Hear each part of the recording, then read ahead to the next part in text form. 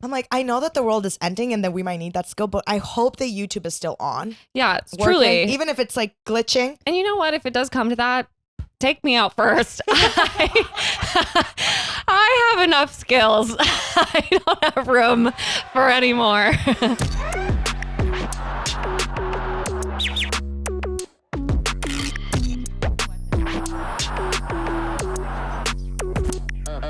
What is up, everybody? It's Sam, and we are back with another episode of Pessimistic at Best, the podcast. And I have Alex on the pod. Hello, everyone. Returning guest. Yes, what an honor. Pod. Thank you so much. Absolutely. It's been a while, but this couch is still as comfy as I remember it being last time. Absolutely.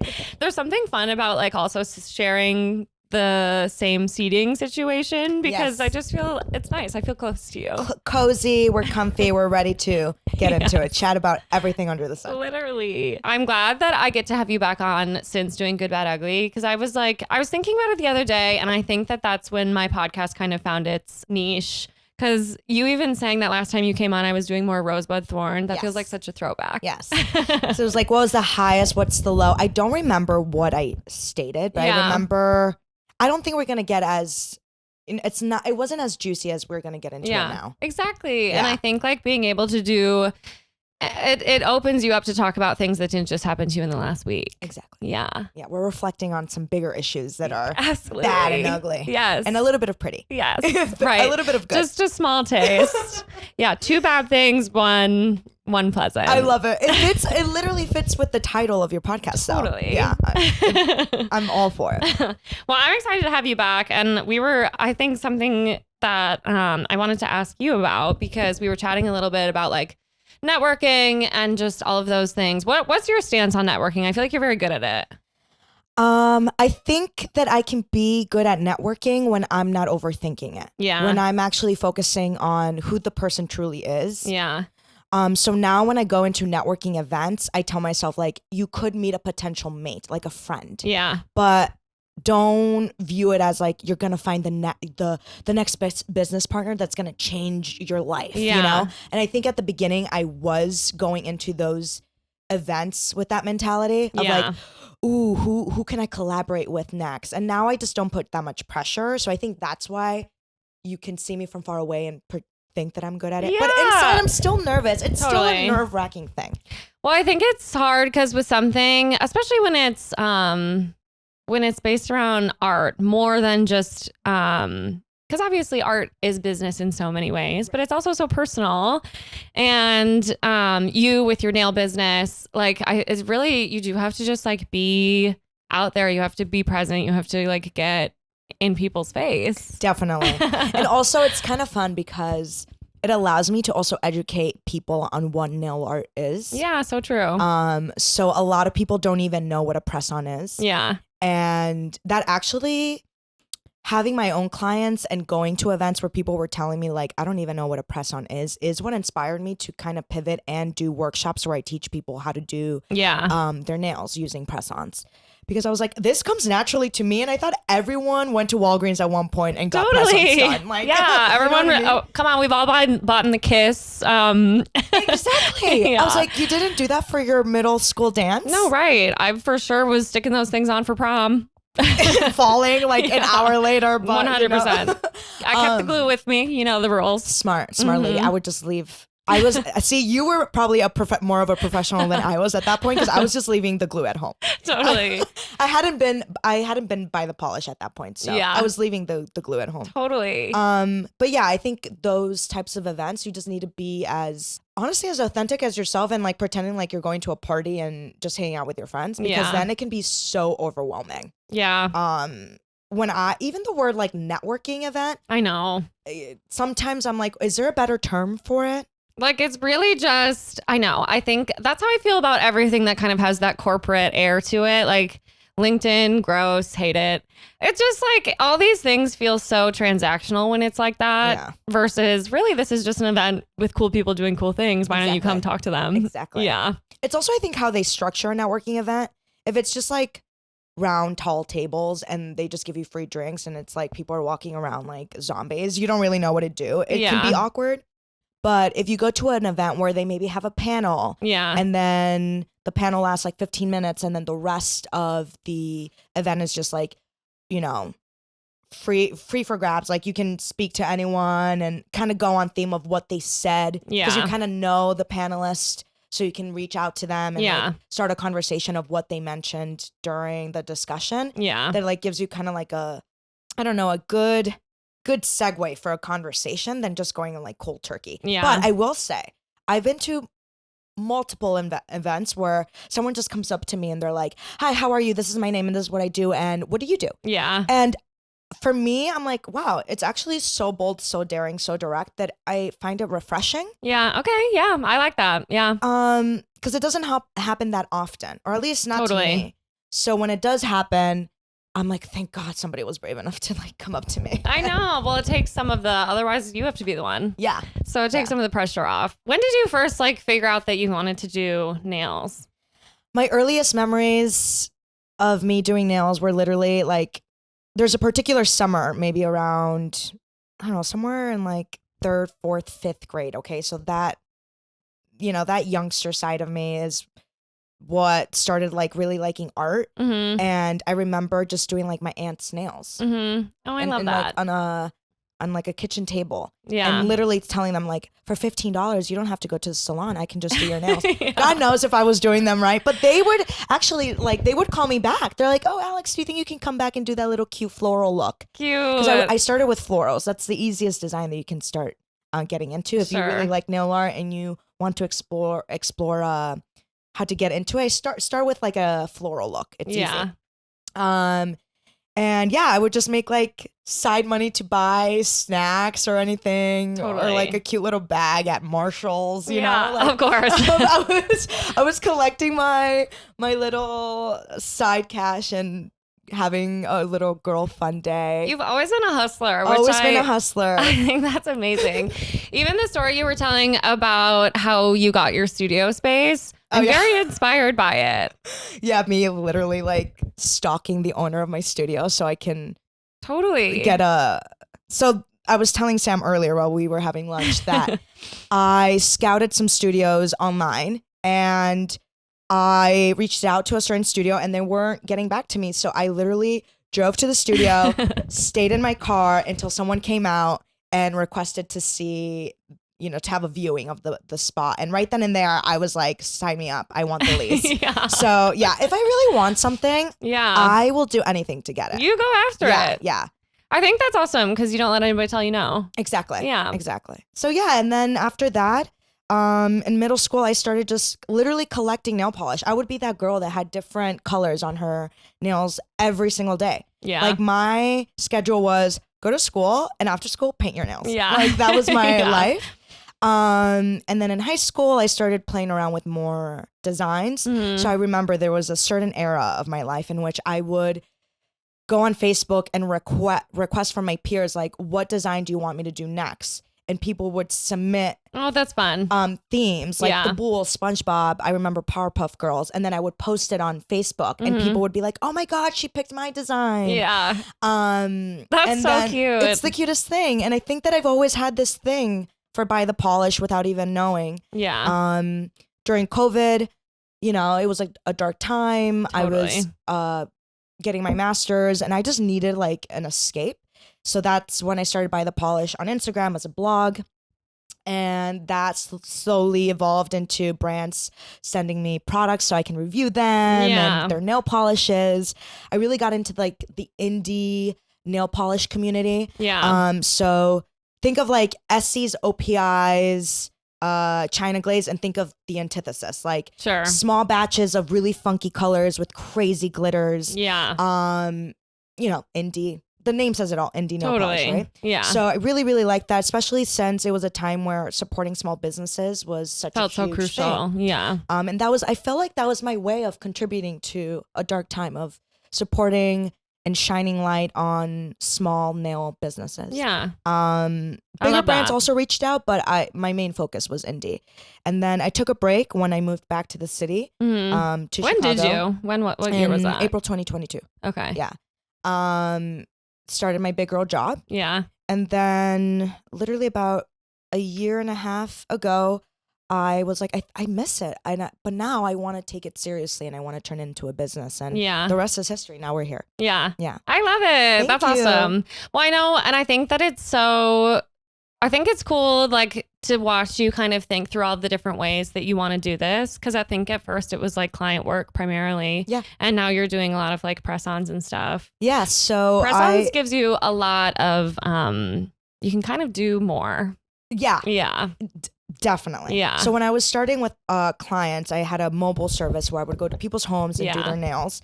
I did notice that I was restricted with what I could put in my kit, first of all. So I would tell my client, what do you want me to do? But it was always like a nude look or some sort of ombre, which is cool. We're stepping now into 2 colors, but nothing very crazy. And I was kind of itching to do a crazy look on someone. Totally.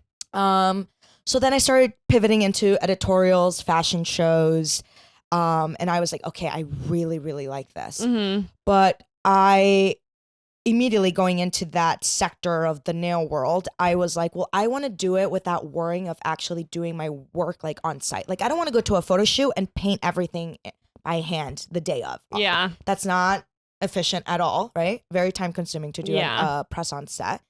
So I started exploring press-ons. Mm-hmm. Personally, the only relation I had to press-ons was like the kiss, the French tip for like a dance. Yeah. But that's all I had in terms of like a memory. Yeah. So I was like, okay, I'm kind of like craving. I'm sure if I'm craving a cool, funky design on a press-on, I'm sure other people are too. Yeah. So once I started pitching that idea to people, like, well, instead of doing your nails, what if I do a press on and you can actually wear it more than once? Like I started pitching the idea of using double-sided tape for my clients. So I'm like, if you ever want to go to a gala or to a dinner, you can put the nails on, come home, remove them, and you can wear them again. Yeah. So I think also I am leveraging the economy. I think a lot of girlies, which is my main clientele, like women around like maybe 21 to like 35, they want to get their nails done, but they also don't want to go to the salon and spend like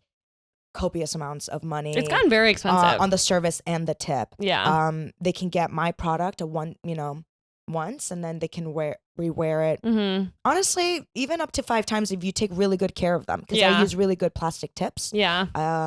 So as long as you take care of them, you can rewear them up to like 5 times. What's your personal nail care routine?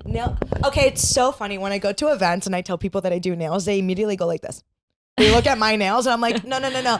Think of me as like the designer, like you design these beautiful gowns. Like you don't see J.W. Anderson wearing the beautiful blazers that he just like released for this collection. I think he was wearing a white shirt and jeans. Every time. In fact, I actually just saw a Substack article about that sort of thing where it's like all of the designers themselves are always dressed so plain at their shows. Yeah. And that's what I mean, like going back to your question, like my nails, bare. Totally. I do moisturize them with any essential oil that I might have around. Yeah. Sometimes I use jojoba oil, which you can get at or jojoba. Yeah. Is it jojoba or jojoba? I've heard of both. I have no idea. I've heard both too. And I could never, it's always like I always get confirmed if I'm saying it correctly by if the other person's, it's kind of like caramel or caramel. Like nobody really knows. Totally. So I use that. You can get it at Trader Joe's for like $8 and it's great for your nails. It makes them really strong and healthy. And it moisturizes your cuticles around your nail, which is great. Yeah. I file them and then that's it. Okay. I don't even push my cuticles. Yeah. I try to keep it as bare as possible. Yeah. Yeah. Just because I work with a lot of chemicals and I do a lot of press-on sets. So it is hard to do my art with nail art on top of it. Yeah, exactly. Totally. Well, okay. And I think that, so I had a period of time where I was always getting, I was going and getting like long acrylic nails. I love that for you. And it was so fun, but I was like, these are so impractical. Typing. Yeah. It's almost like you have to relearn every time. Like I would have to find a new way to sort of approach my keyboard. No, seriously. I had a photo shoot to promote By the Polish. and I put my press-ons on because I'm like, okay, well, this is a formal thing. Yeah. And we are talking about my art, and they're covering me, but I also want to get a little bit of a sample of my nail art. course. So I'll wear them. Girl, I went into the office and I literally was typing with the tip of the I was like, wait, how do the girls Pointer actually fingers do it? only. Yeah. I'm like, how do they do it? I'm so impressed. I know. Because that is a particular skill set that totally you have to grow yeah. in order to live with press-on nails. I think something fun that I'm seeing though right now is even like shorter press-ons, or in general just like shorter nails that are still like that still have a funky fun pattern on them are very in right now. Very in. Yeah. I think that you start to notice this when the economy is low, like people or not as great. Yeah. People try to get innovative with how they express their personality, who they are. And I feel like nails is such a great way to do that. Yeah. You can change your color every week if you do it at home. Yeah. For press-ons, like I have a lot of my clients who actually start collecting their press-ons from one set that I make to another. So then they customize and mix and match. Yeah. So yeah, it's like a nice, easy way that's not permanent. Yeah. To express yourself and to spice up an outfit. Yeah.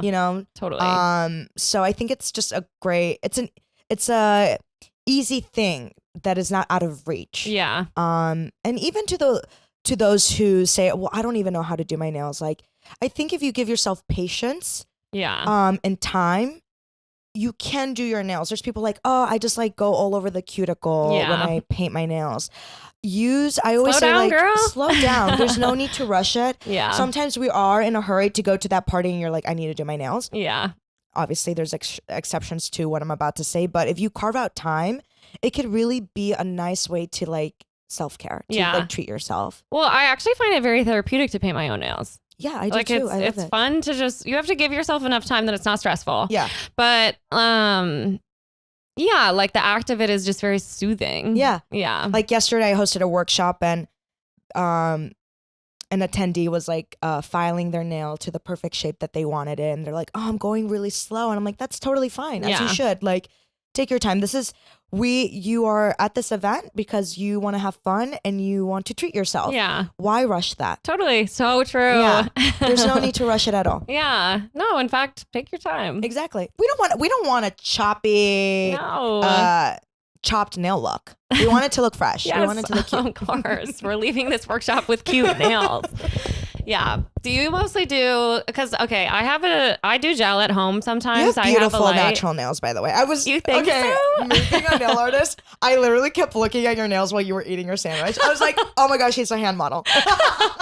Oh my God, that's sweet. I'm on a nail growth journey. Really? I used to peel like nobody's business. They don't look like they're peeling now. Yeah. Which is good. I try to leave them alone. I was never a biter. Good. But I peeled. It was like, and now I've traded in that habit I peel my lips now. So, just one for the other.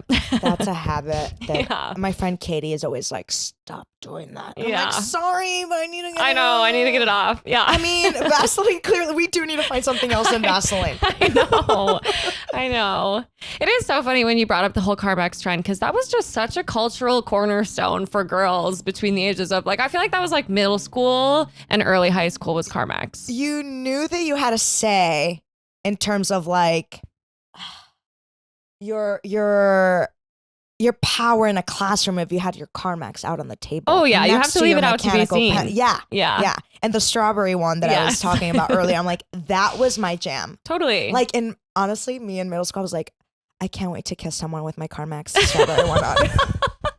100%. Yes. I'm like, we have graduated from lip smackers. And now we're going to Carmex because we're grown. Yes. Well, I feel like I had one of those. I would always have it out in my pictures. Like it was like I would have it like my phone and my Carmex or like my keys. I had the key holder. It was always in your hand. Yes. What do you think it was? Do you think it was like the colorway? Maybe. It felt like a statement. Like I feel like it felt like part of the outfit or something. I know. It's like that little cap of red just really did it for me. Yes. And then we found out that they were actually horrible for you. So bad. Well, I don't even know. I know they still sell it, obviously. Like it's a staple, if you will, at a Walgreens or a CVS. But do like third graders still use this? I don't know. Should we survey the public to see what's going on with Carmex? I'm like, are they Who's doing actually Burt's buying Bees? it? Yeah. Oh, I feel like Burt's Bees is the feels thing. like the thing now. Yeah. Well, because we had I had some friends who were Blistex ride or dies, I love that. which was so funny. I feel like I buy Burt's Bees now still sometimes. Their tinted ones are great. They're great. I actually like their It's tinted subtle. ones better than their the beeswax one. Yeah. The beeswax one is so strong. It's minty. Yeah. Yeah. I think I'm actually allergic to it. I'm Yeah. like, wait, what? I'm really sensitive though. Like, I don't know if you also have this when you try different lip products. Yeah. But sometimes I'm like, this actually made it worse. It didn't make it better. Yeah, totally. Well, I think that I have kind of accepted that I think for the rest of my life I will have chapped lips. Yeah. It's just kind And that's of why we're gonna be peelers. yeah, we're gonna be peelers. But I'm glad I'm not picking my nails. I have bendy natural nails though. What can I Really? do for that? They bend. And- No, that's good. That you know that actually means that they're really hydrated. Okay. Yeah. You actually Okay. it's good. I don't think They're not too bendy. I don't think they're too bendy. I think you're being a little bit harsh on yourself. They look healthy. But I feel like sometimes, like when I do press-ons, for example, which I'm not always the best about, like doing all of the things that you really need to do to make sure it's 100% sealed down. And Okay, tell me what you do and I can tell you where you can improve. girl, I am putting glue. I put glue on it and on my nail. I know that part. You're doing it wrong already. I am. Okay. Teach me your ways. So you have to start with, do you have like a nail file? Yeah. Do you have a nail does it come with a buffer on one end? Yes. I need to buy a new one, but yes. Okay. So use the buffing side to create a little bit of texture on your nail. Okay. So think of it as like Velcro. That's Yeah. how I like to tell my clients. Like think of it as Velcro that the glue will stick onto so it would adhere to the nail a lot. So you want better. ridges. Yeah. Yes. Now, I have seen some people, they go crazy. They go back and forth like 100 times. No. For beautiful nails like yourselves, we also want to maintain them, take care of them. So I always say like do the 1, 2, 3 trick. Okay. 3 times. If you go a little bit more than that, you might be damaging your nail. Yeah. That So makes you don't sense. want that. You want Yeah. a little bit of texture, kind of like you're sanding a table so you can polish it again, right? Yeah. You want to remove that first layer of polish, but you don't want to completely like Dent the wood dent or whatever. the wood. Yeah. Exactly. And then you could put the glue on the press on itself, or you can do it on the nail. I like to just do a little dollop on the actual nail. Okay. Don't go too crazy. You do not need too much. And then hold it. You need to hold it. So you need to go at a 45-degree angle. I always say you want to kiss your cuticle with the bed of the press on, Mm-hmm. and then just push it down Yeah. immediately. And then you hold it. You hold it, I want to say, for 3 to 5 seconds. Okay. Holding it will just ensure that the glue is adhering to that texture that we created and that it will be secure. Yeah. But you never want a lot of glue because we also don't want that glue to drip down to your Totally skin. been there. Yep. I know. So have I. Listen, sometimes I'm chatting or watching a TV show and Yeah. I end up adding more than a dollop, but we want to protect your skin. Yeah. Your skin is very sensitive. It is an organ. Yeah. So true. And it is exposed to a lot of chemicals already, polluted air and stuff. And we want to refrain ourselves from exposing it to other harsh chemicals like nail glue. Yeah. Even nail polish. That's why we want to be patient. We don't want to add all that lacquer onto our beautiful skin. Yeah. And maybe you can get a rash from it or get bumps from just Yeah. like irritation. We want to protect our skin and our beautiful hands. Yeah, 100%. I feel like, well, okay, so what is your take on, like, there are so many different ways that you can do your nails. And I know now, like, for so long, I felt like people were really people were going and doing gel. Mm-hmm. And now on TikTok, my TikTok is always talking about contact dermatitis. Yeah. That's all Yeah. over my TikTok right now, Yeah. which is something my understanding is like that you can get from gel manis mainly. You can. Gel is actually a little bit better than traditional lacquer in the sense of like it's a plastic and once you cure it, like it hardens. So it's not as easy to collect bacteria in Okay. a gel polish than a traditional lacquer.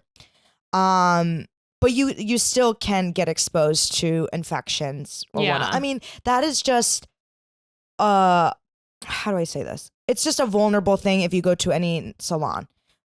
Hopefully you're going to a good one that they're doing everything that they can so they can be healthy. Yeah. But when you're using the same product on so many people, like of you course. just never know. Yeah.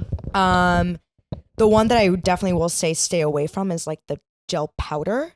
Have you ever done the powder? The dip, exactly. That one, it's very easy for bacteria to start collecting on there because you're not only exposing the dip to the nail, you're exposing it to that skin. Someone's whole finger, yeah. Exactly. And not just one finger, like all 10. Yeah. And that color is being used on like 10 other people throughout the day. Yeah. Especially if you're going to like a quick shop nail salon where they maybe cleanliness is not their number one priority. Their number one priority is speed. You go in there to get your manicure done quickly and then you get out, right? So another reason why I try to stay away from gels or doing them frequently on myself is because you're exposed to so many chemicals as well. And totally. I mean, I don't know if you had this experience where then they drill off the gel and they get really close to your nail bed and for sure it gets thinned out and it hurts. It actually hurts. So that's another reason. I mean, the EU banned gel polish. Yeah, I think I saw that. And that was a huge wake up call, I think, to nail techs around the world because, I mean, if their whole approach to banning gel was to protect the customer, like think about the worker. Yeah, so true. Who is doing smelling. that all day long. I mean, I recently got a fan, like a charcoal filter for my studio, and it literally tells you if it's green or blue, it's like good air quality, orange, it's like medium, red, it's like bad. Every time I whip out my gel so I can work on press-ons, it turns red. Yeah. Because it's filtering out so many chemicals that are going out into the air, right? So I actually like the ban of gel. I mean, although I might sound like a hypocrite because I use gel for my art, I use it on a press-on. I don't use it directly on the client. Yeah. That's why I think earlier when I was telling you I'm trying to swerve away from having private clients is also because I believe that a press-on is a little bit healthier for my client too. Yeah. And that's something that I'm trying to be mindful of. Yeah. There's a level of separation there. Yeah. Yes. Yeah.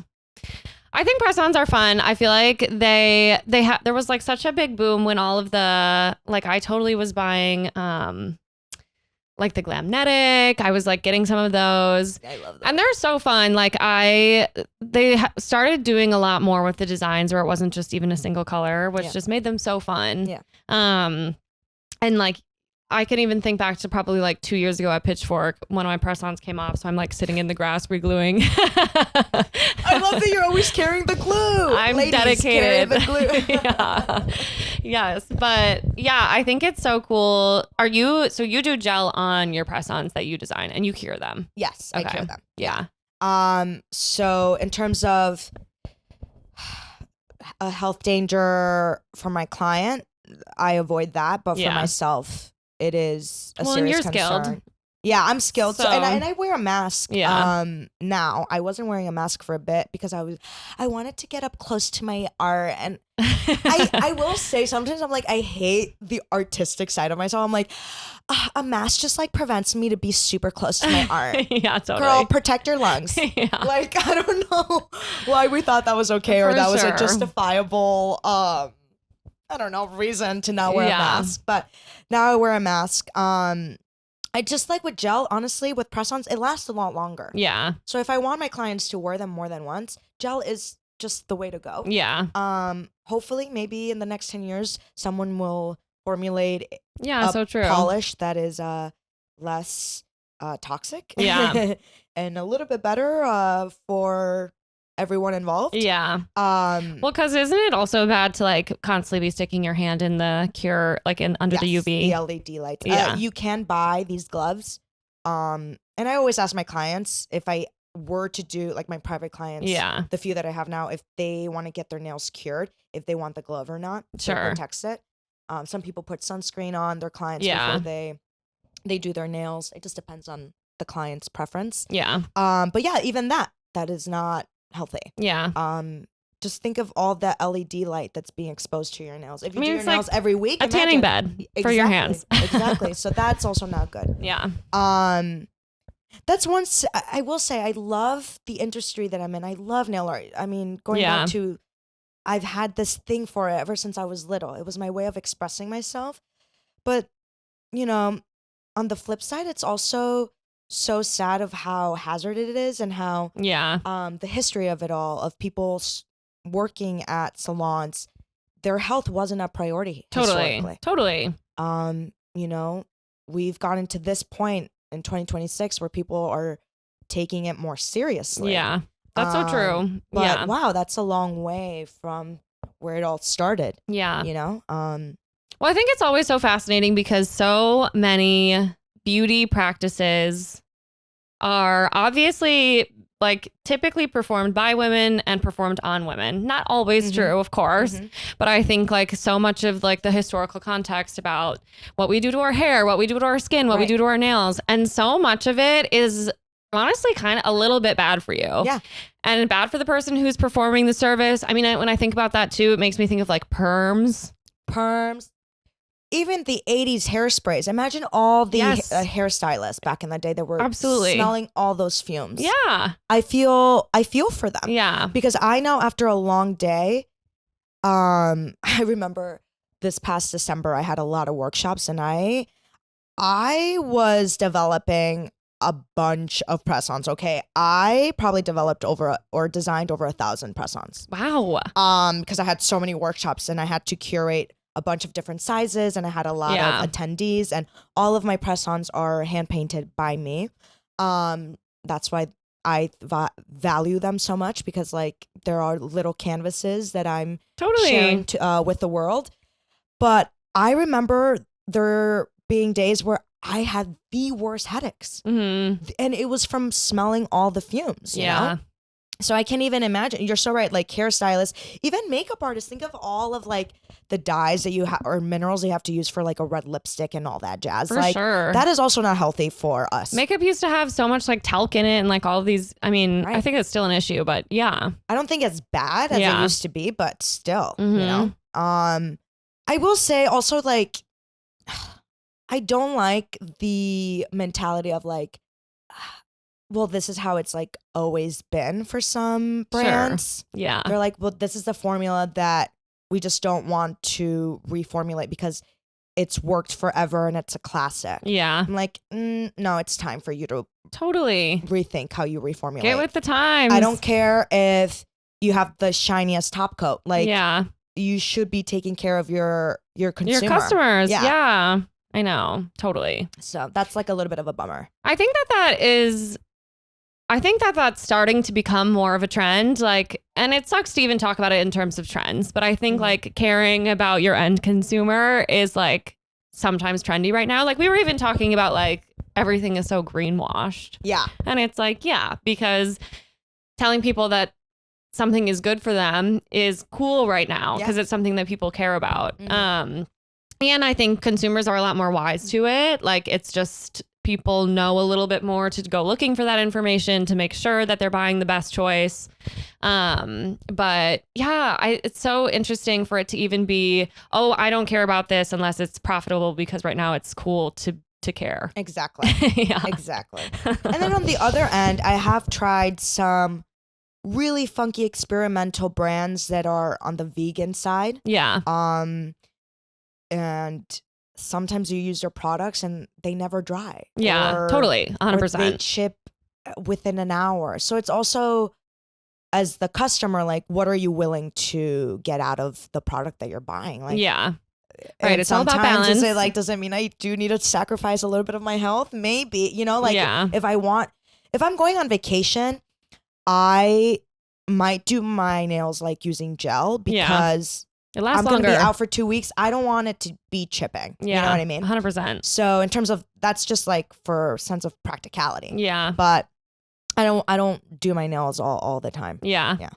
Well, I think it's like when you're doing that all the time. I mean, we were talking about like when you monetize your hobbies, like it's like it becomes a little bit less fun for you probably. Yeah.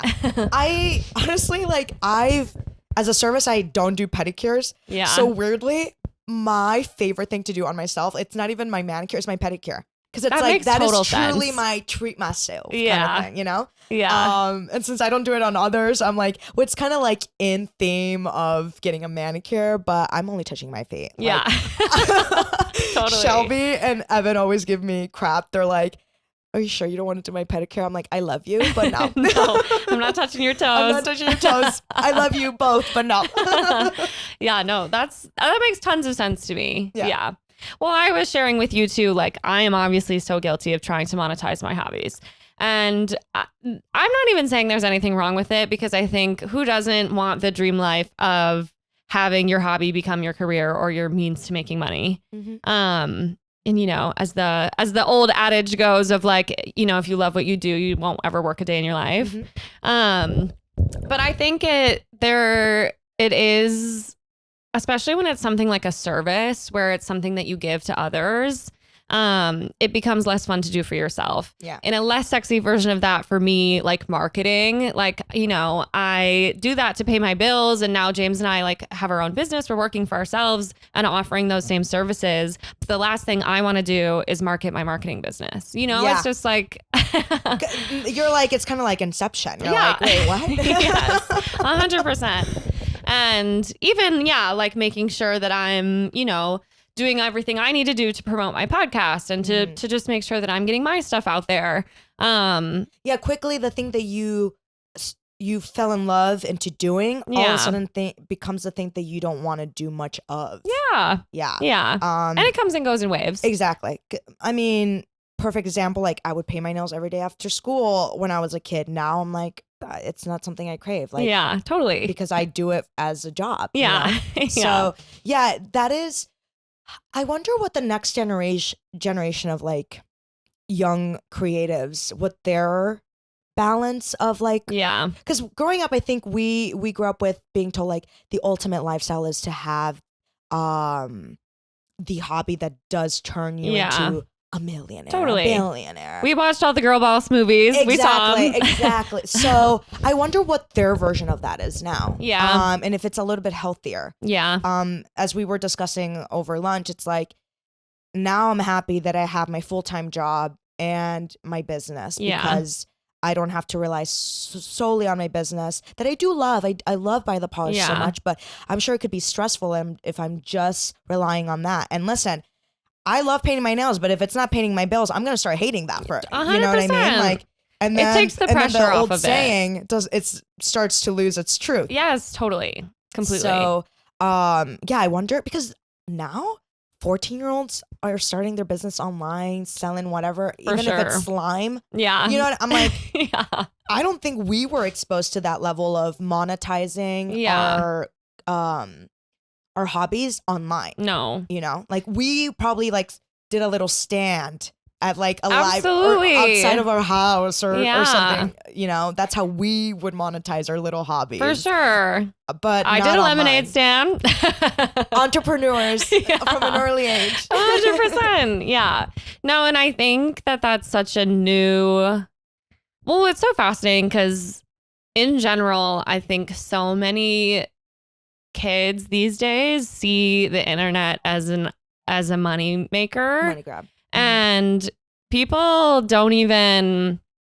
want to be streamers. They want to be YouTube famous. They want to sling products on TikTok. And Yeah. it's like, it's just very, and no shame, because guess what? It does make lots of money if you can be successful at it. But it is such an interesting thing to almost desire, because it's like, YouTube itself isn't always the job or whatever platform. It's whatever you're doing on it, whatever niche you've carved out for yourself. But it's almost like they don't have the niche. It's not the niche that's driving the desire. It's Exactly. just being on the platform. Exactly.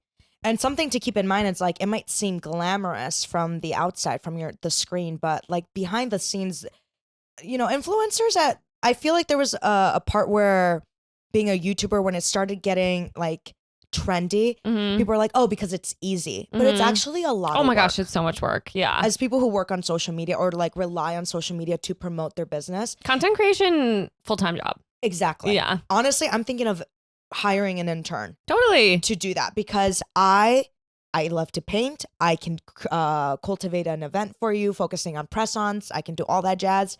I can even go to a networking event Yeah. and be Schmooze. schmooze. Can I do a reel every single day? I know. No. I know. I'm not that type of creator. And it would kind of be frustrating when I would go to networking events, kind of tying it back to our earlier conversation. And people are like, oh, well, you just need to go on TikTok. Mhm. Oh, I'm like, but that's not in my nature. And I also don't want to force myself to do something just to get 10 more clients, get 100 more followers. Like, I know. You either like my product or you don't. Yeah. For right now, that's how I feel. And sometimes I do wonder, like, is that mentality halting my success? Yeah. Right. But at the same time, But is like, it the kind of success you want?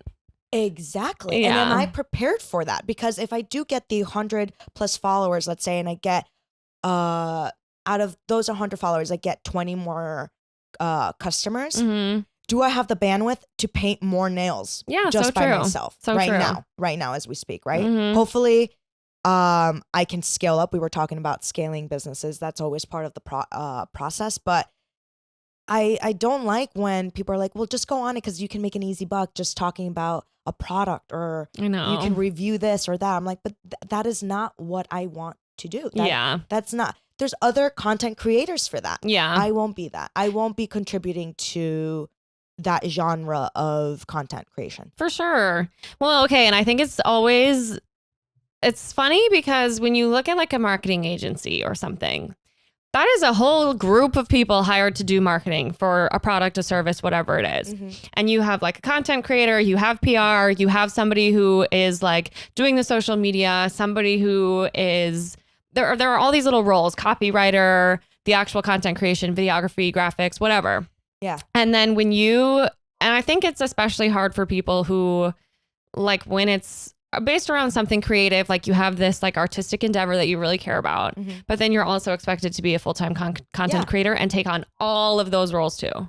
Literally, you summarized what I was about to say. Yeah. And like, think of how many things you listed just within this like minute. Yeah. And there's probably even more roles. For sure. Right. And there's a person who color corrects the footage that you Yes. develop. There's the director, there's the stylist for a Yeah. shoot, whatever it might be. There's other components, Mhm. and there's no way that I can do all of it. Like, I will try my darnest to do it. Totally. I've been doing it till this day, but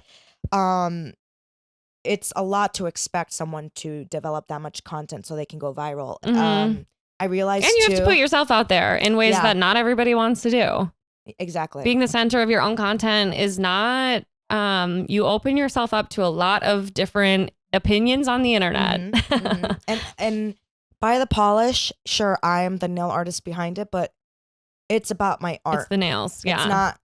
I am just the person behind it. But Yeah. I don't want to be the core of by Yeah. the polish. Totally. I completely understand that. Yeah. So why would I want to go viral using my face and reviewing products Yeah. and all of that when that's not what I want to begin with? Yeah. But I think it's also like, right, like we have a standard of what success is, and having that video that has billions of views or whatever it might be is the I know those are the metrics people the care about metric. right now. Yeah. And Yeah. I actually, funny enough, I don't know if you see this within your own sector, but when I go to old school nail artists that Mhm. like, I always like to do this thing where I open a magazine and I go to their credits for people who worked on shoots, and I Yeah. see like nail artists Yeah. and I like search them up online. They have like 26 people liking a post, and they're old school, like literally working for Vogue. Yeah, totally. They don't have the clout Yeah.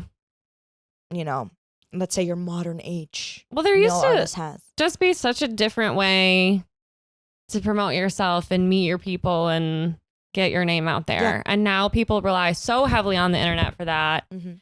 which I think I'm guilty of doing sometimes. Like, I think that's why I think it's cool how much networking that you do, or whatever other term we choose.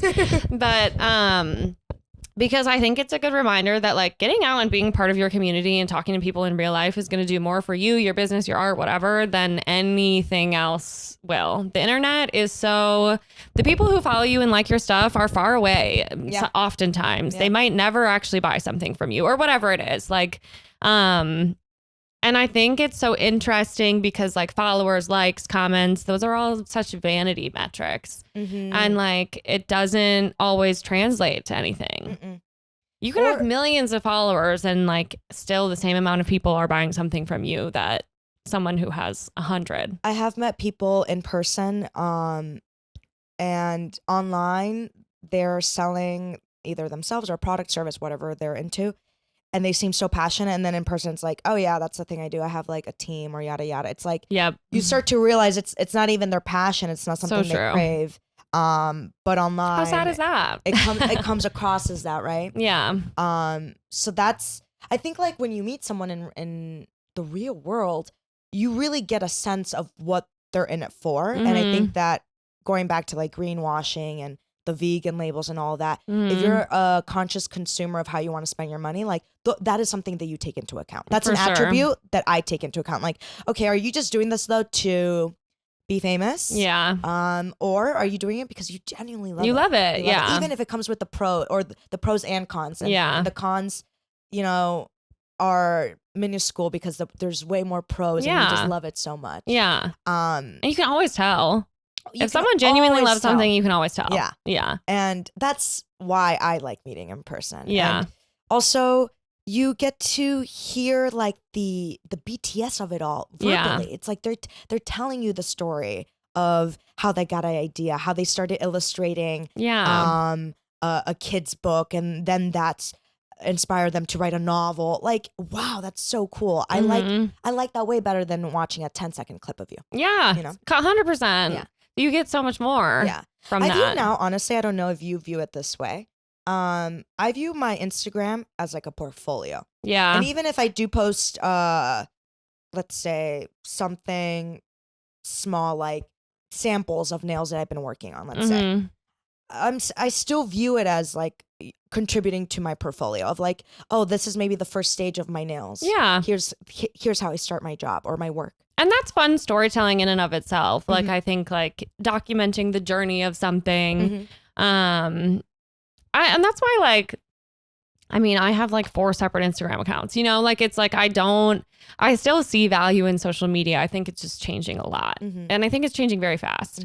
For so many reasons. Like, I think that social media is something that initially started as a place where you were supposed to build community. And then it kind of got overrun with ads and you don't even see any of your friends on your Instagram anyway. So you're like, I just end up shopping. That went out the window and now I'm buying stuff. Now it's just an avenue for me spending money. So, but I think that like, like there's something nice about having that like archive of like, this is everything I've worked on. And also being able to control that a little bit more for yourself, because it's nice to also be like, this is how I want to view this work. Really good point. I recently, I want to say every quarter, I go into my tags and see like, who tagged me, what do I still want to be associated with, and aligning it back to ultimately you and we're developing brands. Yeah, like, totally. What do I want people to feel when they go onto my page? For me, I definitely want to give like the Midwestern charm with a little bit of fashion experimental. With like a little bit of a twist, a little unconventional twist. Because I think I'm like right in the middle of nail art and fashion a little bit. Totally. Based on like the nature of my work and me working on fashion shows and stuff. But then I go back and I see, I'm like, oh, okay, well, this doesn't align with my brand anymore. But I still have, if you look at my tags and you scroll all the way down, I still have like old swatches from when I started my blog, because I do want people to see like, oh, Alex, like she's evolved with this. For sure. This is not what it was in 2019 when she started. That's how I feel about my podcast. Like, I think when I think about going back to some of my very first episodes that I recorded, which is literally just me and a microphone, no guest, it's a little bit more scripted. I love that. Like, I'm like, listening to that back is so cringy, but I refuse to delete them because I think it tells a really fun story about where I started and where I am now. Yeah. I also, it's comforting for the next generation who wants to be the next Sam. Exactly. I like to sometimes go on really successful YouTubers' pages and actually click from oldest to newest. Yeah. And see what their oldest video is and comparing of. It's kind of like a really nice reminder for me of like, well, Alex, This is where they started. this is where they started. They were literally filming in their car. Yeah. And now they have a full studio. Totally. And doing whatever they might be doing. Well, and that's like embracing. Well, first of all, I never want to like deny my younger self. Like, sure, she's cringy. She was so lame sometimes, but like, I love that girl. I know. Like, You feel for her. Yeah. Yeah. And like, I think to delete that would be a disservice to me and my journey and my growth. And also, it just doesn't even feel honest. Mm-hmm. You know, like you have to do something and you have to do it poorly to even figure out if you like doing it at all. Definitely. I don't know. One trick that I highly recommend to any people that are just like, they've been thinking about starting their own business or even just posting their art online, whatever it might be, but they're scared, is that you can always produce art, content, whatever it might be, and you have the choice of archiving it. Yeah, 100%. I'm trying new methods, like right now I'm getting into film. I'm trying to capture my content using a film camera, and that's been a fun thing. And I'm sure I'm going to look back in a year or two and be like, okay, that I was experimenting and that content was great for the day that I posted it. Yeah. But now it's not aligning and I've outgrown it. But archiving it allows you to like, I go through my archives a lot and see like, I'm really proud of you because although you don't have this public, like this is when you started to play around with this. Totally. This is when you started experimenting with like mixing songs on a reel. It wasn't great, but I did it and I was proud of the work that I did. Yeah.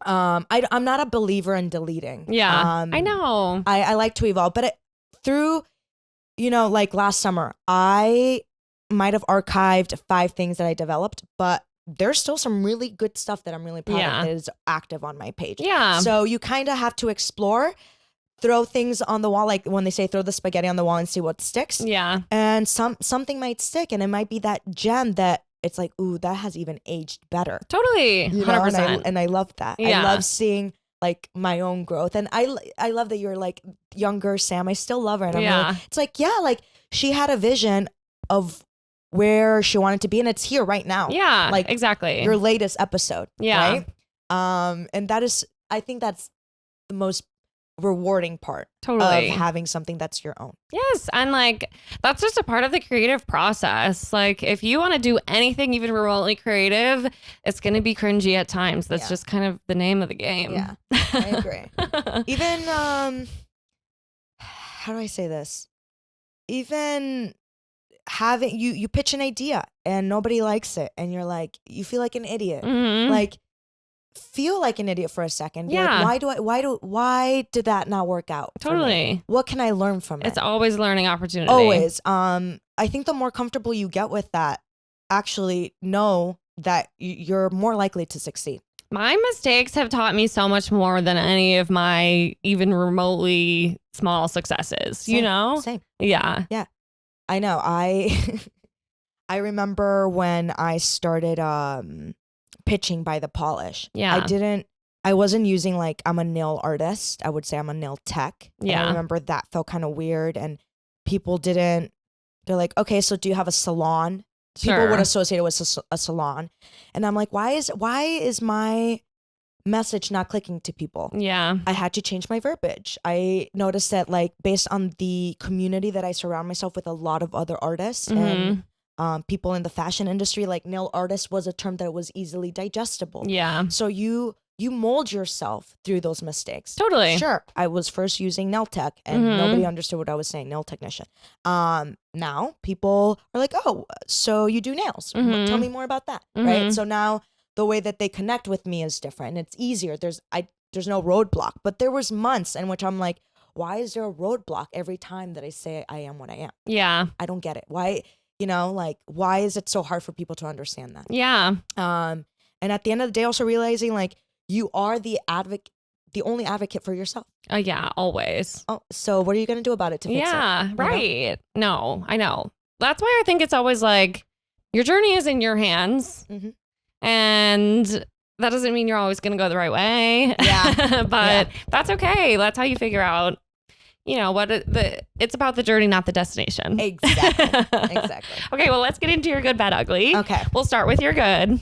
My good was that I had an incredible, successful workshop yesterday. Okay, yes. We were talking about this earlier about the pub. Yeah. So it's a print-only publication based in Chicago, something that I stand by and support fully. They're all about building community, and I like being part of that mission. Yeah. Cultivating an activity in a space where people can come and do their nails. I did like a paper mache technique on nails using their actual newspaper. That's so cool. So Wait, I love that. I wish I would have brought That's it so so you can see immersive. them. They're so sick. I have not seen this technique done before, like actual using the newspaper. And what I liked is like the front of the nail had the verbiage or the print, but so did the back because it's That's a clear cool. press on. Yeah. So when I was telling the attendees, I'm like, yeah, so when you raise your hand or where you wave, people are going to see the design even in the backing of the nail, which is so that. cool. But everybody was really into it, and I feel like people were building connections with each other, which is my favorite part of these workshops. Just getting to chat with people and hearing, like, I don't know, my favorite thing is like seeing someone file their nail and they're like gossiping about what they did during the week with somebody next to them that they've never met. That's my favorite part. Totally. So that was not even the good. That was the most beautiful highlight of my weekend or week, actually. So that's what I have to rave about. Okay, I love that. Yes. No, that's so cool. First of all, I think it's really cool that you were able to tie it directly back to the pub in such a literal way. It reminds me of like doing silly putty with newspaper, which I used to love doing when I was younger. Like if you would if you take silly putty and you put the newspaper on it, it would like have the print on it, which was so fun. Wait, I never did that as a child. Now I want to do it. Yeah, it's so fun. Or like, or when I'm gonna say Tootsie Rolls, that's not what I mean. Fruit roll-ups. When they would like, you could stamp newspaper on them, which I don't think is good for you because then you would eat it, but I do remember this. That was so fun. Yes. Yeah. I try to be very intentional when I do my collaborations. Yeah. So I use By the Polish as like an outlet for things that I truly believe in, like local businesses, local artists, or small initiatives like the pub. How can I use my platform to share my art? I can get creative, but also shine light on what they're doing. Totally. So I try to get very creative. I'm really happy that I was able to support them one way. Hopefully someone can see my reel when I do the summary and they're like, oh, I want to check out the pub and see what they're about. Like that is my mission as a creator, and how I leverage my art to support other people that I follow. Yeah. You know, I read the pub, I go to their open mics, and I love it. It's part of me. So why not embed that through my art? Yeah.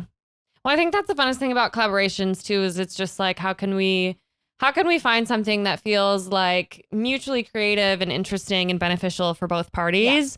Yeah. And I love that. That's so cool. Yeah. It makes it more rewarding. Also, it doesn't feel like a job. Yeah. You know, going back to our earlier conversation, it feels like, oh, this is just like an art project. Yeah. I sometimes have this conversation with my friend Samaya. She's like, Alex, well, think about it. We've always been those girls, or that girl who wanted to do very well at their art project or their history project. Yeah. Like when we go into the, like in this real world, like you doing the workshops, that's your art project. Yeah, totally. And you want to get an A. You want it to be successful, right? And I'm like, oh my God, you're so right. When you talk to me in school terms, I'm like, I'm all for it. Yeah. I know. We never fully graduate, do we? Never fully graduate. Well, I think the other thing, like you said, even when we were kind of talking about like the constraints of like a tougher economy, having like limits or like constraints that you have to work within, or like a prompt almost by working with a collaborator, it just makes you think a little differently. Definitely. Which is always just like a fun little personal challenge too. Definitely. Because when I was reviewing products for people during COVID, it was all about the brand sends me something. They tell me these are the things we want to see from you. Yeah. And then you just post it. Mm-hmm. You know, great. That worked at the time. Mm-hmm. But yeah, it doesn't align with what I want to do now. Totally. Yeah. Yeah. And I don't want to constantly promote people like you need to buy this product. You need to buy this. Yeah. The only thing you do have to buy is a custom press A on press set. on set. Yeah. Yes, exactly. Marketing 101. That's right. Okay. How about your bad? Okay. My bad. When someone tells you a product is going to change your life, you get a good recommendation and it ends up being the worst thing on planet Earth. So I came back from Japan and I bought a bunch of supplies over there because For nails. They're a little bit more affordable and they're supposed to be like the best of the best. Yeah. I bought this gel top coat that literally everybody raves about. I can't pronounce it, but it's like cocoa-esque. It's a silver bottle. It's pretty popular. Mm-hmm. And people were raving about it. Dude, it's the thickest, gooeyest top coat ever. Yeah. Like it does create shine, but it makes the nail this fat. And I'm like, I don't love that. I'm like, nobody told me about this. Yeah. And nobody mentioned this. Everybody was saying it was the best. And I personally like a thinner top coat that allows me to layer. Sure, you may use a little bit more product. Like you might run through your bottle a little bit quicker, but whatever. Like I don't want to give my client a fat nail. Yeah, totally. And this also comes with like sunscreens. Okay, this is actually a hot take. I don't believe in sunscreen. Okay, fair. I'm sure you're going to get a lot of clickbait from that one. I don't believe in sunscreen for my skin type. Okay, this is for me, Alex speaking. It breaks me out like nobody's business that I think that I have to be allergic. I've tried it all. I've tried the Korean ones. Yeah. I've tried. Because those are kind of supposed to be the holy grail. Exactly. And Yeah. they're supposed to be better for your skin and less harsh chemicals than the Neutrogenas. I've tried the Neutrogenas. I've tried anything that you could get at Sephora. I break out like crazy that at this point I'm like, okay, I asked my mom, literally I did a survey. I'm like, so growing up, did you use like sunscreen growing up? She's like, no. I'm like, okay, perfect. Your skin looks great.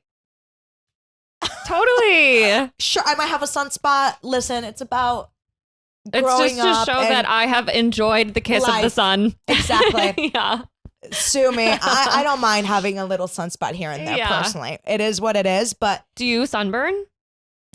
yeah, but like, okay, only my nose Yeah. and my forehead, but like not as I have to be like out for hours, and I try to have a cap on or like my glasses or like a cute little hat protects you from the sun. Yeah. My thighs, I will say, like I once went canoeing Mhm. up in like Wisconsin and from like, hours of canoeing and not putting sunscreen on, my thighs were Ow. so bad. And like there I would, I mean, if I'm spending an entire day outside, Yeah. like if I'm going camping or whatever, it would be silly for me not to do that. I don't want to experience what I experienced that day when I was canoeing.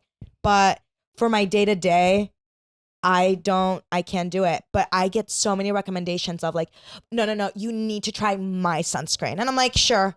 I roll my eyes now. I'm like, no, trust me. And they don't believe me. It is a little bit different everywhere but the face. Like I feel like sunscreen on the rest of your body probably won't irritate you. I have a very sensitive skin on my face. And like, I know what you mean. I wear sunscreen for the most part. And I feel like I found a few that work for me. But I also don't ever feel like I can give the recommendation because everyone's skin is so different. Yeah. But the bad is when you have that one person who's so cocky with the recommendation. Like, no. This one. Mine is it. Yeah. I'm like, no one has passed this challenge yet. Well, I always think it's interesting. I can always tell on TikTok when there's like a new push. It's all sponsored posts, right? But like a few that are going around for me right now there's like this under eye cream that everybody is talking about. And everybody's like, this woman who smoked for 50 years and had huge saggy baggies under her eyes literally looks like she's 25 again. Stop. It's like all this stuff. Is and it like a Korean one? I don't know. It's like Dr. Malaxin. I'm getting all the ads. And then there was also this, and I bought this one. There was this like bikini shaver that was going around. Okay. I bought it. It sucks. And I saw like thousands of Billy or Belly? TikToks. No. Because that one, they market it as being the perfect bikini line razor. But nobody's being honest about that. And Dude, it's just like, get laser. Yeah, I do. Oh, perfect. Works so much better. Everyone who's like, oh, I need my friend. She's like, oh, I need to go get my wax. I'm like, girl, why? I know. Get laser. Laser It's is the amazing. Best thing ever. I agree. My life changed. Like Same. even going to, I don't know if you felt this, but like every time I was like planning a day to the beach, my least favorite part of planning was shaving. Yeah, all the pre-work you have to do. And I remember, and this is kind of transitioning into the ugly. Okay, perfect. I remember people will be like, it's only 10 minutes of your life that you're investing in shaving.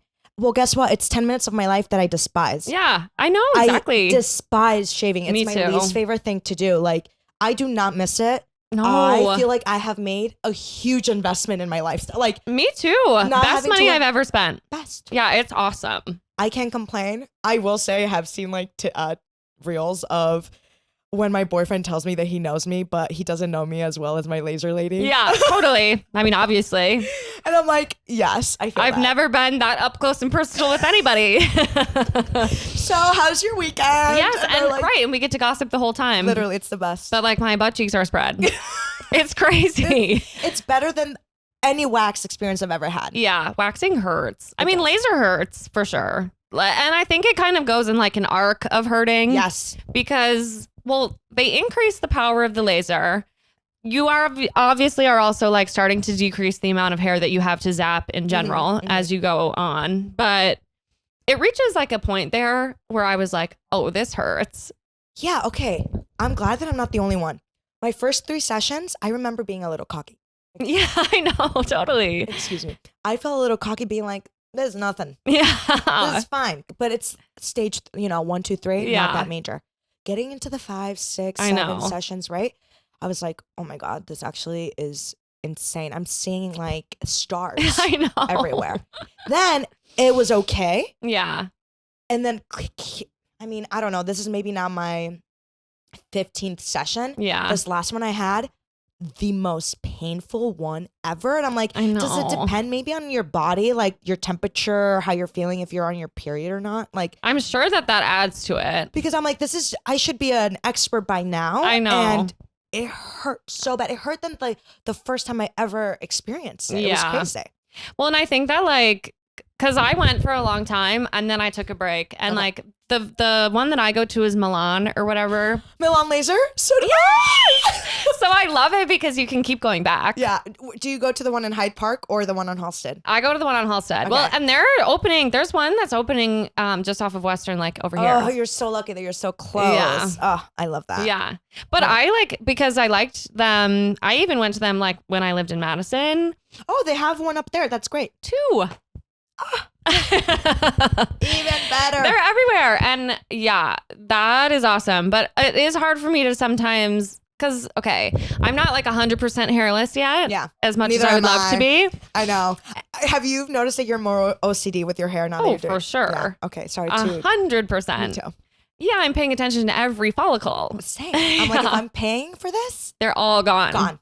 But then it's sometimes, I even have to gear myself up to get ready to sort of be that intimate with my laser lady, because I'm just like this. I have to do the maintenance first to shave and get ready and be presentable to you. And sometimes there are just days when I don't want to do it.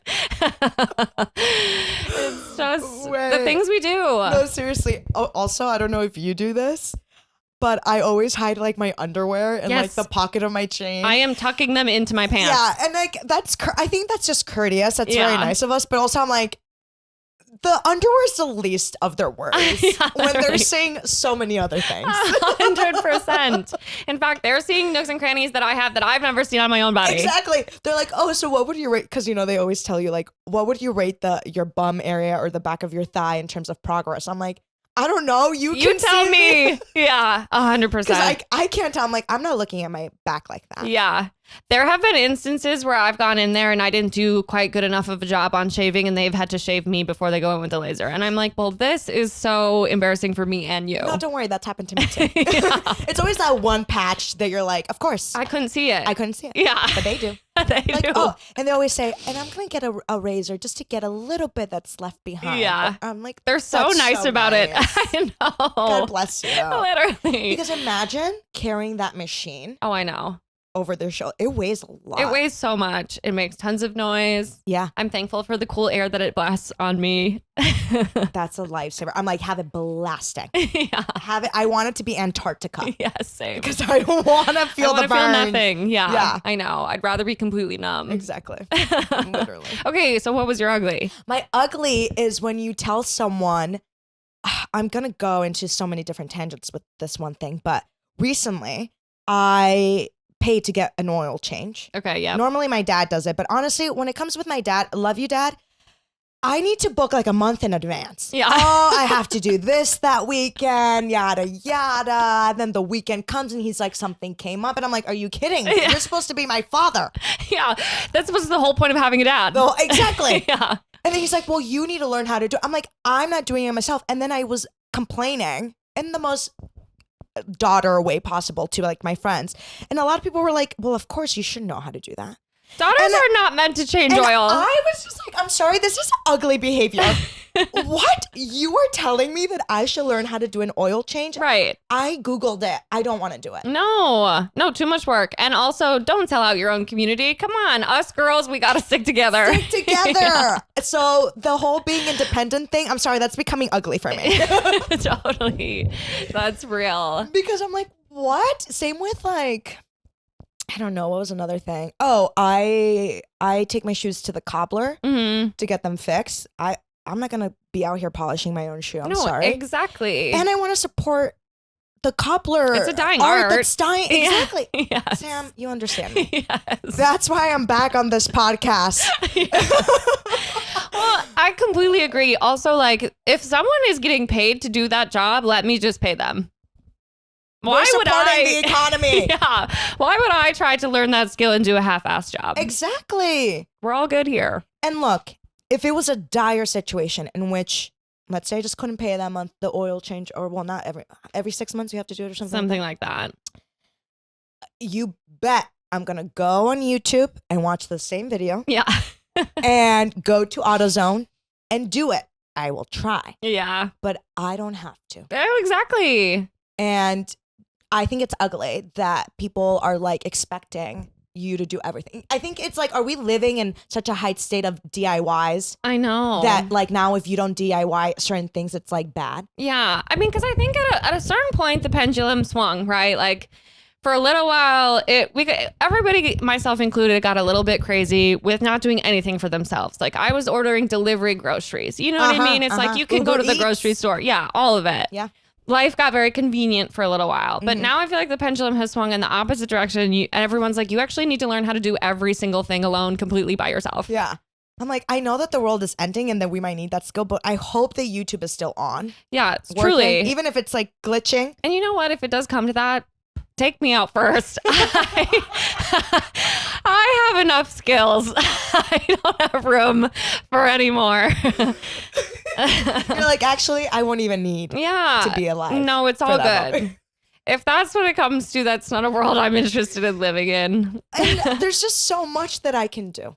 So many people have put so much practice into learning a specific skill, a trade, whatever. Let them have that. I want to go back to the Renaissance where, you were only known for sculpting. You were only known for painting. Yes, it was your whole thing. In terms of skill set, like, I'm not out here trying to be a mechanic. No, I'm busy. I'm busy. And that, I'm like, I'm sorry, my mechanic, like, he did it within an hour. I'm sure if I would have done it, it would have taken the entire day. Completely. It doesn't need to take that long. Yeah, so true. Sometimes, yeah, let's pay for convenience. That's honestly what in a certain respect. That's where, okay, well, that's how it all started. Remember me saying booking with my dad was a hard thing to do. Yeah. So in terms of convenience, I decided to go get my oil change. And then all of a sudden people were like, oh. You should know how to do that You should know how to do it yourself. Excuse me? Yeah. That bothered me. No, that's why I came onto this podcast I'm on today. your side. Thank you. I love it. We have to stick together. We do. What else is left? Well, even like my cousin told me that she bought a hair laser online. I don't know. That was another TikTok thing that was going around for a really long time was DIY laser. Yeah. Okay. I will say she has like really soft skin and she's like, I think it's the laser I'm using. Interesting. Although, at least from what they tell us, Milan's like machines, they're actually like FDA approved or whatever. Yeah. You know, I don't know to what level, but that's what they tell us.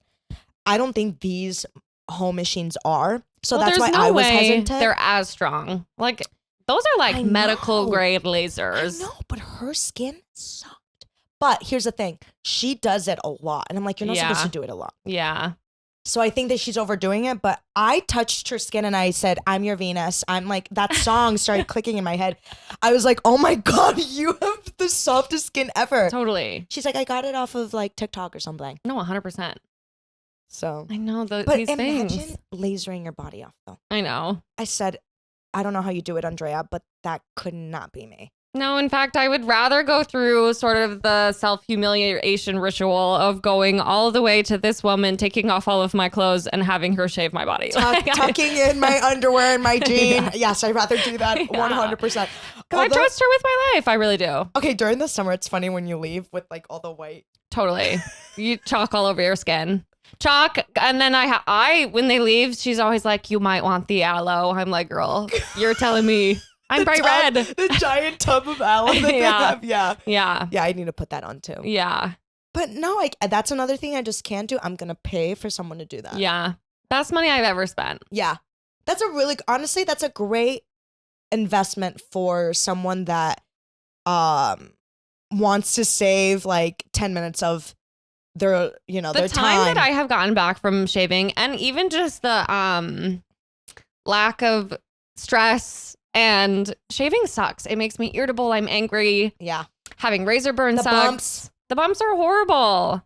And the hairs grow back so quickly. I mean, if I get a slight chill from a breeze and I get goosebumps, my leg hair is it's all back. It's just like I can't keep up at this pace. Oh my God. And then would you shower at the beginning would you shower? Would you shave at the beginning of your shower or towards the end? I think, let me think about this. So my shower routine is I would usually get in, I would like suds up my hair, leave that in, try to exfoliate some sort of way because you're supposed to do that before you shave. And then that's when I go in and shave and then I finish rinsing out my hair. I would always save it towards the end because that's how much I despise it. Like, kid you not, I've never liked it. Yeah. No, I remember being awful. a teenager and being like, I have to start doing this. I know. This is horrible. It's horrible. And that's why I would always save it towards the end. Yeah. And then that's when the water would change from like warm to like cold because you're like, okay, now I'm cutting. Totally. The water supply is running low. Yeah. And then the goosebumps would come. I'm like, oh my God. I totally relate to that feeling. Yes. Yeah. No, best money I've ever spent. If you hate shaving and you're not committed to body hair, because obviously that's the other option is you can fully commit to. But eventually, I think over like, let's say you are completely hairless now and you go 5 years without getting treatment, you might start seeing hair come back. I don't think it's extremely permanent. And I think too, like when you get even just like hormonal changes and stuff, like there were like a lot of women come back after pregnancy because like all of your hormones. Yeah. So it's just like, think about it this way. It's like, that you can control a good time frame, a long time frame for you to be hairless. Yeah. And I love it. Love it. What's one area though that's like a stickler? Like for me, my sideburns still, because I have like thick, darker hair here that grows. And like when I do my makeup, it just doesn't blend well. Yeah. So I was like, let's get rid of that. Still won't come off. Yeah, I know. Is there an area of yours? Yeah, I feel like, I mean, literally anything around the bikini area was just obviously some of the most stubborn and some of the thickest hair on your body. Yeah. So that's been something, but it's actually funny too. I have a tattoo on my ankle on that scenario where they can't go. They go around with, And so I just grow this little patch of hair down here. Wait, have you noticed? That I have to. Yes, exactly. I know. It's so funny. And I'm like, what will I do about those? I don't know. So now I have to just shave this little section. It's so. You're like, yes, memories from the past. Literally.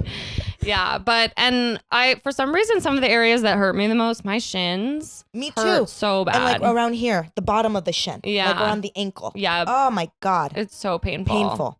Well, and I thought that like all of my like sensitive areas would hurt some of the most.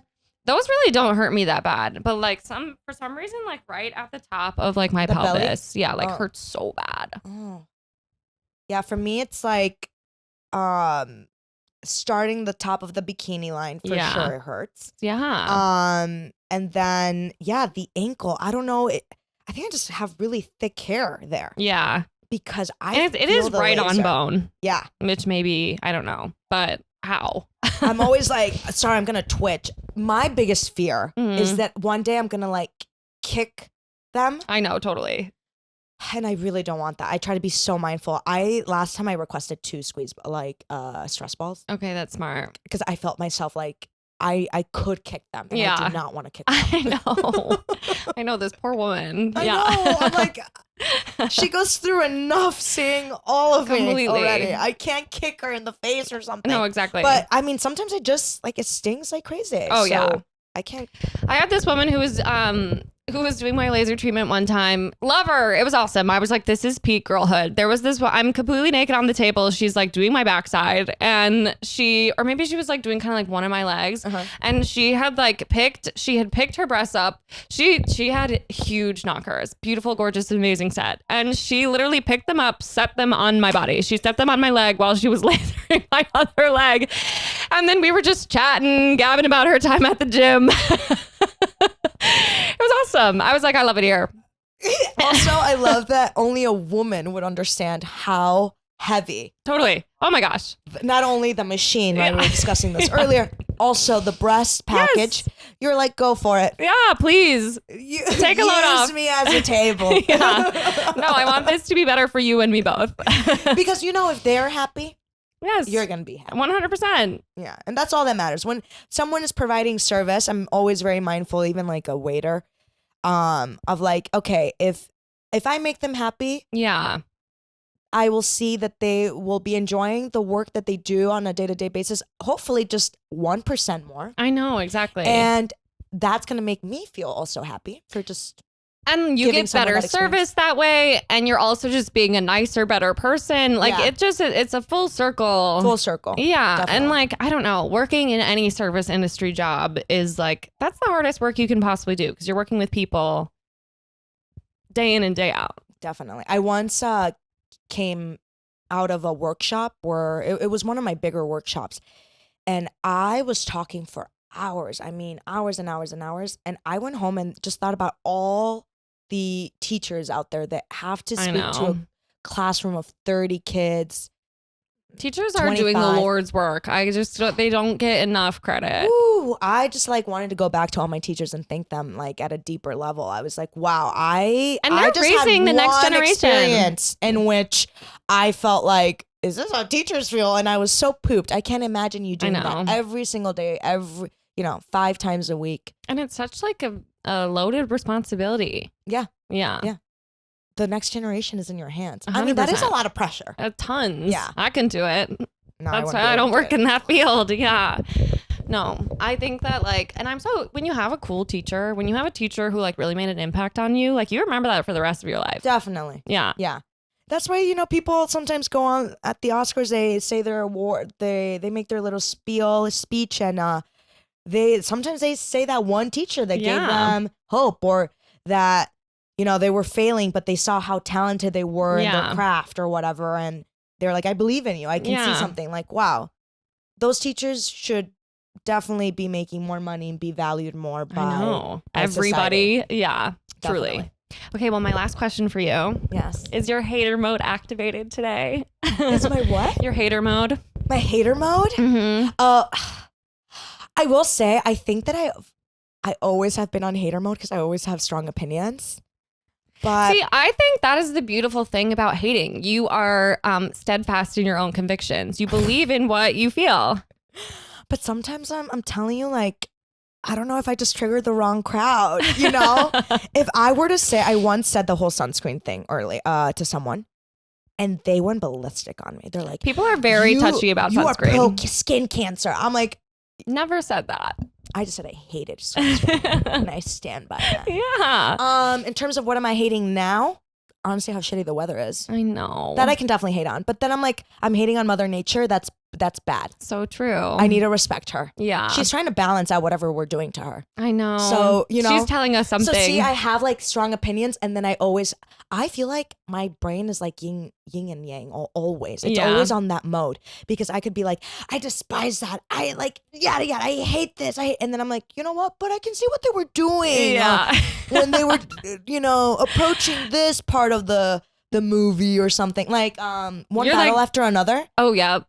I didn't really fancy it. Yeah, that's fair. I liked, you know, the scene where they're going up and down the highway, or not the highway, in the desert, they're doing the car chase. Yeah. I loved that scene. I thought that was really cool. Cinematically, that was so sick. Yeah. So sick. And they used some advanced technology. Actually, it was like a straight shot. Yeah. They weren't moving, but they just had a very close zoom. Yeah. That made it seem like because the car would disappear over the, Exactly, so good. It was genius. But like, I felt like the plot was done just for like the political times that we live in. I don't really feel like it was a movie that was like, I really do believe in this. It's like, no, this is what we're living through right now. I'm just gonna put some people together, some really good actors, and call it a day. I agree. So I got really angry that they took not angry. Okay, I was just hating in my mind of, did you really need to take all of the Oscars? I mean, they took like, what, 5 home? Yeah. I will give it to, I think I completely agree with you on plot, and it felt a little bit just kind of like low hanging fruit. I'm just going to grab at this political moment. I have also seen since a lot of discourse because the director is kind of claiming that he doesn't want to be political, and it's like, what are you talking about? You just made such a political movie. Yeah.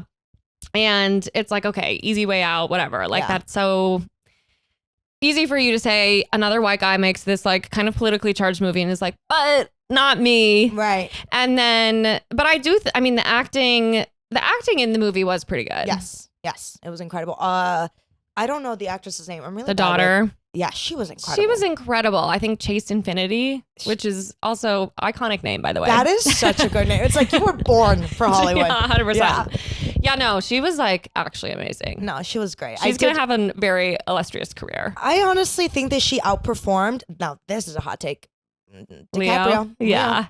I'm sorry, Leo. I'm like, his character was funny. Yeah. But I didn't think it was like revolutionary. Yeah. I don't know if Leo will be remembered for this role necessarily. Yeah, I don't that's know. fair. Maybe he could. I'm not in the Hollywood industry, but Yeah. I just, who I remember is her. Yeah. Chase. No, she was amazing. Yeah. Wow, Infinity as your last name? Chase Infinity. That's insane. Is that her legal name? I have no idea.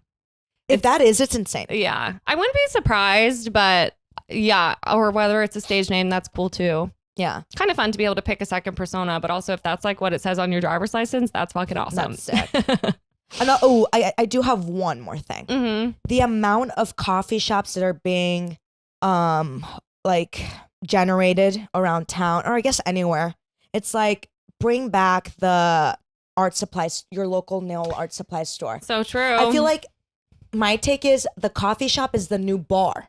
Yeah, they are everywhere. You know what I mean? I also feel like it's because like there's like this trend of people drinking less and going more sober, and so coffee shops are like the new hangout spot, a new place to meet up. Yeah. And don't get me wrong, I love to get a latte out. Same. But I would also love to, buy something, do something new. Even give me a hardware store, a local. Totally. Bring an Ace back. I know. No, they are kind of everywhere. They're taking over. And I'm also like, isn't it such a saturated market? That's what I mean. I'm like, the competition is so vast. They're like, why? You're better off doing something extremely niche. Yeah. Also, if you're opening up a coffee shop, how about you start opening one that's actually late till or opens till 9 p.m. Something different. We don't have that anymore. That's the other thing. Me too. I think that was such a beautiful thing about living on a college campus for so long. In Madison, so many of the coffee shops do that because students will be there all day. Students need to study. Yeah. And then I moved here and I was like, oh, every coffee shop is closed by 3 p.m. 3 p.m. I still want my fix at 6. Same. I don't care if it's unhealthy. Yeah. In fact, it's none of your business. So cut down on, the supply and the demand. If we're really demanding coffee shops, let's just have more hours, open hours. Totally. But I do want I want a cute little stationery store. Mm-hmm. That I can be social with a friend. Hey, let's just meet up and look around and see what's available for us. Yeah, I miss window shopping. Exactly. Mm-hmm. And just bopping around. And there's just so many matcha lattes I can consume. So true. Well, thank you for coming on this podcast. Thank you for inviting me, Sam. This was a blast. I loved it. And thank you guys for listening. We'll be back again next week with another episode. Bye.